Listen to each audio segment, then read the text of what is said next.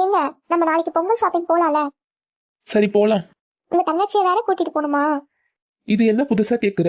அவ நம்ம எப்ப ஷாப்பிங் போனாலும் கூட வந்துட்டு தானே இருக்கா. ஆமா, நான் மட்டும் கல்யாணத்துக்கு அப்புறம் எங்க அக்கா அண்ணன் கூட எங்கேயும் போக கூடாது. ஆனா உங்க தங்கச்சி மட்டும் அவ கல்யாணம் முடிஞ்சு இங்க வந்து எல்லாத்துக்கும் கூட வரா. நான் என்ன பண்றது கோமலா? அவளை விட்டு போனா அவ தான் ஒத்துப்பாளா இல்ல நம்ம அம்மா தான் ஒத்துப்பாங்களா? நம்ம அம்மா இல்ல, உங்க அம்மா. சரி விடு, பாத்துக்கலாம். என்னை இப்ப தூங்க விடு. அதானே, நீங்க எனக்கு சப்போர்ட் பண்ணிட்டாலும் நீங்க போய் தூங்குங்க. எப்படியாவது இவளை கட் பண்ணிட்டு நாளைக்கு போகணும்பா. ஏங்க, நீங்க அமைதியா இருங்க, நான் அவங்க கிட்ட பேசிக்கிறேன். அத்தை, நாங்க பொங்கல் ஷாப்பிங் போயிட்டு வரோம். ஐ ஜாலி, நானும் வரேன். உன்னை எப்படி சின்ன பொண்ணு கூட்டு போறது? நாங்க பைக்ல போறோம், 2 பேர் தான் போக முடியுமே. 3 பேர் போனா போலீஸ் பிடிப்பாங்க. அப்போ கேப்ல போலாம்.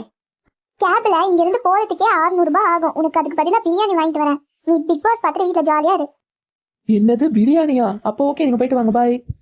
அப்பாடா, எப்படியோ அவளை ஏமாத்தி வந்துட்டோம். பக்கத்துல ஒரு பாய் வீட்டு கல்யாணம் நடந்து போல, அங்க பிரியாணி வாங்கி அவளுக்கு கொடுத்துடலாம். அடிப்பாவி.